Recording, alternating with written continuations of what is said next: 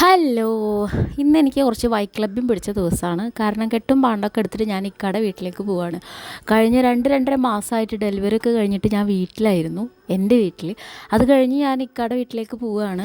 അങ്ങോട്ട് പോകുന്നതിന് എന്തിനാണ് ഇത്ര വൈക്ലഭ്യം എന്ന് ചോദിച്ചാൽ എനിക്കറിയില്ല. ഞാൻ ആദ്യമായിട്ട് കല്യാണം കഴിഞ്ഞ് പോകുന്ന പോലെയൊക്കെയാണ് എനിക്ക് തോന്നുന്നത്. എന്തോ ഒരു പരിചയക്കുറവും, എവിടം കൊണ്ട് ഞാൻ സ്റ്റാർട്ട് ചെയ്യും, എന്തൊക്കെയാണ് എൻ്റെ ചിന്തകളെന്ന് എനിക്ക് പോലും അറിയില്ല. ഈ ഒരു ഫീലിംഗ് കൂടുതൽ വിശദീകരിക്കേണ്ട ആവശ്യമില്ല. ഇത് അനുഭവിച്ചവർക്ക് മാത്രമേ അത് മനസ്സിലാവുള്ളൂ. അവിടുന്ന് ഉപ്പയും ഉമ്മയും വിളിക്കാൻ വന്നിട്ടുണ്ടായിരുന്നു. അങ്ങനെ കെട്ടും പാണ്ടൊക്കെ എടുത്ത് അവരുടെ കൂടെ പോന്നു.